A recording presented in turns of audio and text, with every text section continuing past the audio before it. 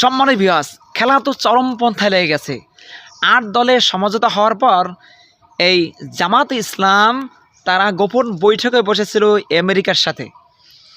America তাদেরকে জানাইছে তোমাদের সাথে এমন একটা দল আছে যে দলটা হলো চরম মৌলবাদী। চরম মৌলবাদী, কথাগুলো বুঝছেন? আর মৌলবাদী অর্থ হলো যারা মূলের উপর বিশ্বাস করে তাদেরকে বলা হয় মৌলবাদী।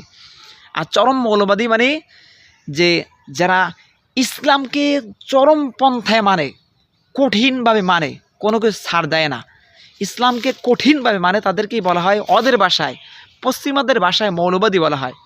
যাই হোক, এই মৌলবাদী কাদেরকে বলা হয়েছে? এই মৌলবাদী বলা হয়েছে চরমনাইয়ের পিসাবকে, মানে চরমনাইয়ের যে দল ইসলামী আন্দোলন বাংলাদেশ, চরমনাইয়ের পীরের যে দল, এই দলটাকে বলা হয়েছে মৌলবাদী।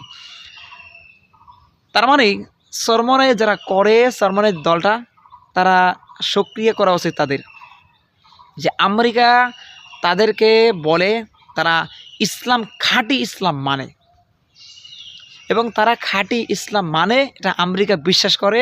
আমেরিকা মনে প্রাণে বিশ্বাস করে যে তারা খাঁটি ইসলাম মানে এবং ইসলামের কোনো বিধিবিধান তারা ছাড়েই না, তারা তাদের সক্রিয় করেছে। যাই হোক, তো তখন এই জামাত ইসলামের নায়েব আমির আবদুল্লাহ মোহাম্মদ তাহির সে বলেছিলেন যে আমরা তাদেরকে ওখান থেকে ফিরেই আনবো বা ভাগাই দেব। যাই হোক, সেই আমেরিকার সাথে গোপন বৈঠকের পর এই জামাত ইসলাম আর কখনোই ইসলামী আন্দোলন বাংলাদেশের সাথে কখনোই কোনো অনুষ্ঠানে, কখনোই কোনো মিটিংয়ে বসেনি। ইসলামী আন্দোলন যতবার মিটিং ডেকেছে ততবারই জামাত ইসলাম বলছে অসুখ, জামাত ইসলাম বলছে অসুস্থ, জামাত ইসলাম বলছে হজে গেছে, জামাত ইসলাম বলছে তাদের এখন সম্ভব না। কথাগুলো বুঝছেন?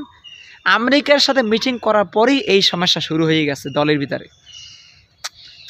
কেন সমস্যা শুরু হয়েছে? কেন?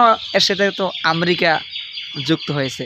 এখন এমন একটি পর্যায়ে গেছে জামাত ইসলাম তারা বলতেও পারেন আপনারা বের হয়ে যান, কারণ জামাতে তো এক হয়েছে আইয়া ইসলামী আন্দোলনের সাথে।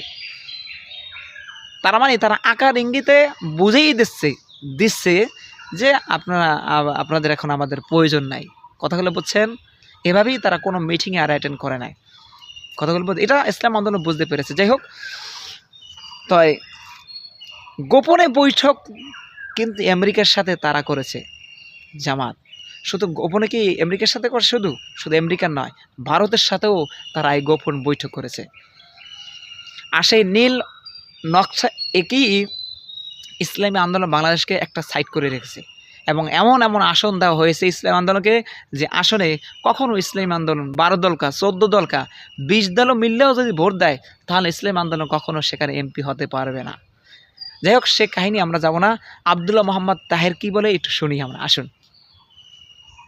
আমরা যখন প্রথম যুক্ত হচ্ছে আমাদের চরমনের সাথে, তো আমেরিকান এমবেসিতে আমি গেলাম, বলো যে তোমরা তো মৌলবাদীদের সাথে আসো, এটা কেমন কথা? আমি বলছি এটা কোনো অসুবিধা নেই, তাদের ভিতরে যে কিছু এক্সট্রিমিজম আছে আমরা ওদেরকে ওইখান থেকে দূরে আনতেছি। বলে যে তাই ঠিক আছে।